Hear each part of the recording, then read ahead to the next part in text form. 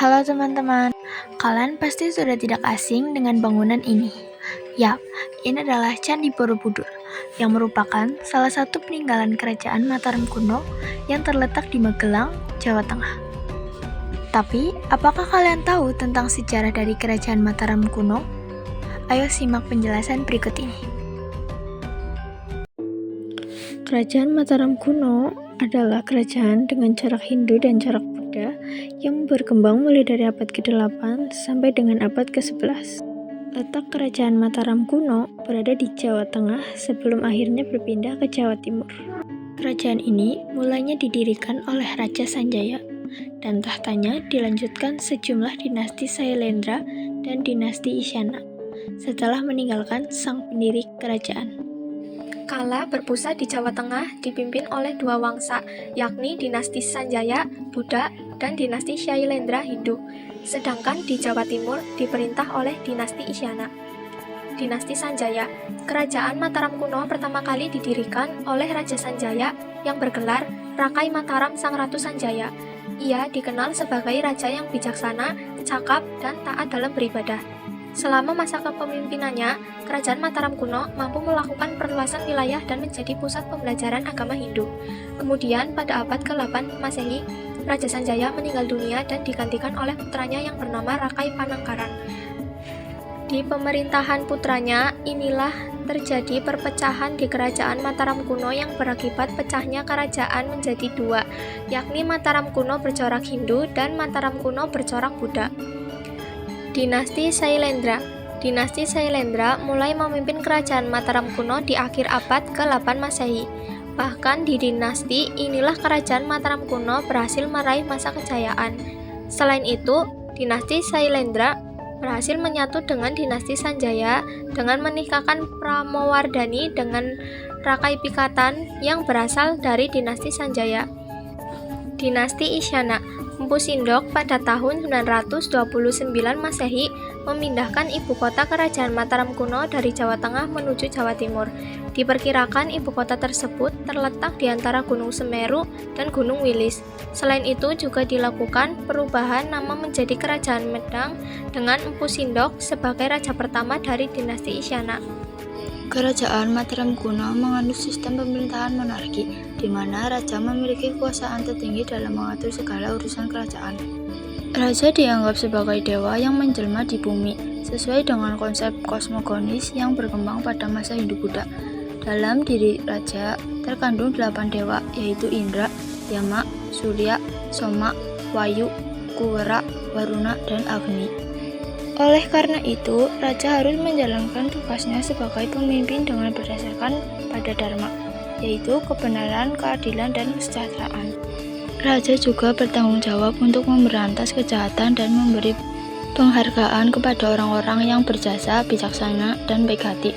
Selain itu, raja juga menjaga ketentraman dan kemakmuran rakyatnya. Banyak pengamatan sejarah mengatakan kalau perekonomian kerajaan Mataram kuno sangat bergantung pada pertanian, khususnya pertanian padi. Kerajaan Mataram kuno juga mendapatkan keuntungan dari perdagangan maritim ke sejumlah kerajaan dari negara lain. Selain itu, menurut sumber-sumber asing dan temuan arkeologi, kerajaan Mataram kuno diduga memiliki penduduk yang banyak, dan tidak sedikit dari mereka berkehidupan cukup makmur. Kerajaan ini ditelisik mengembangkan masyarakat yang memiliki kepribadian dan kebudayaan kompleks. Ini menjadi alasan dibalik tingkat kecanggihan yang dimiliki oleh kerajaan Mataram kuno dibandingkan kerajaan lainnya, dan peradaban mereka yang halus.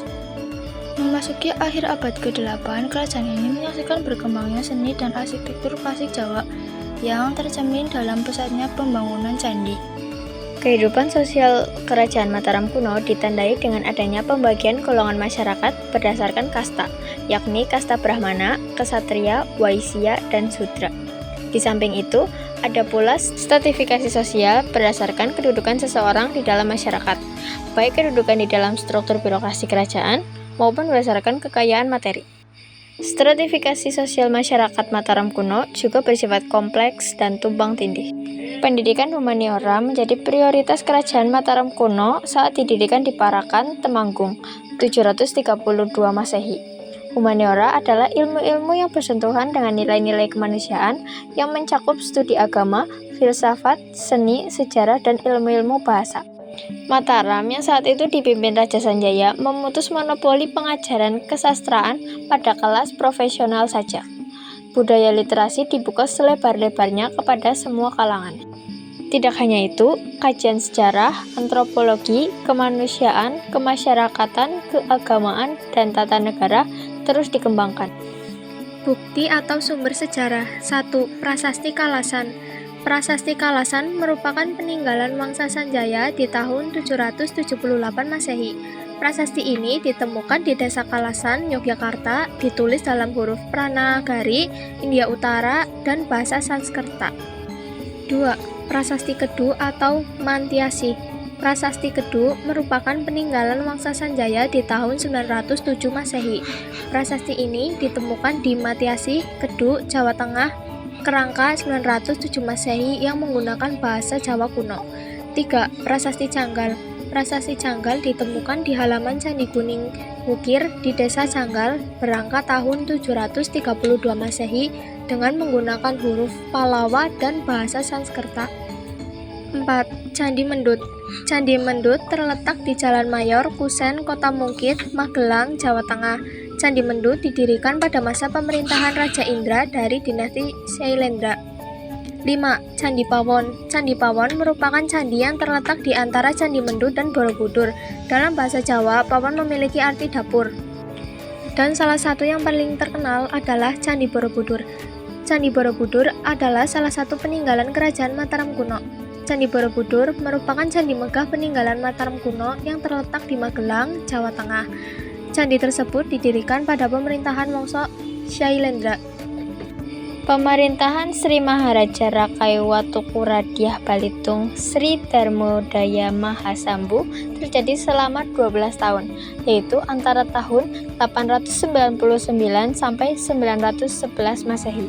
Raja Dyah Balitung meninggalkan prasasti yang jumlahnya sangat banyak, kurang lebih sekitar 45 prasasti. Bahkan, sejumlah sejarawan meyakini bahwa kejayaan Kerajaan Mataram kuno ditandai dengan perluasan wilayah hingga ke Bali.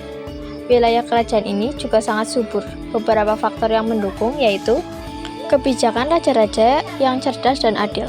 Hal ini karena kerajaan ini diperintah oleh 3 dinasti yang berbeda dengan latar belakang agama yang berbeda juga. Namun kerajaan ini dapat bertahan selama 3 abad. Wilayahnya subur. Kerajaan Mataram kuno adalah kerajaan agraris yang memiliki lahan pertanian yang subur. Oleh karena itu, sebagian besar masyarakat Mataram kuno bermata pencaharian sebagai petani. Toleransi yang tinggi antara umat Hindu dan Buddha. Masyarakat kerajaan Mataram kuno terdiri dari umat Hindu dan Buddha, namun mereka tetap dapat hidup rukun dan damai, baik di tingkat rakyat maupun penguasa. Masa keruntuhan. Salah satu penyebab runtuhnya kerajaan Mataram kuno adalah karena bencana alam. Sebab letak wilayah kerajaan Mataram kuno berada di dekat Gunung Merapi. Nah, ketika meletusnya Gunung Merapi, Mpu Sindok pun memindahkan kekuasaan kerajaan Mataram kuno ke Jawa Timur dan berganti nama menjadi Kerajaan Medang. Penyebab runtuhnya kerajaan Mataram kuno selanjutnya adalah karena adanya perebutan kekuasaan. Meski dampaknya tidak dirasakan secara langsung, tetapi kondisi tersebut memicu kehancuran pemerintahan. Adanya perebutan kekuasaan tersebut terjadi di masa Rangkai Pemangkaran dan dinasti Sanjaya melawan dinasti Syailendra, dan faktor utamanya adalah karena adanya perselisihan dan berkelanjutan antara Jawa dengan Sumatera.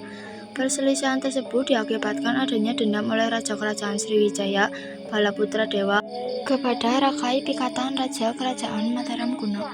Permusuhan dan perselisihan antara kedua raja tersebut terus berkembang dan berkelanjutan bahkan ketika dinasti inisialnya berkuasa.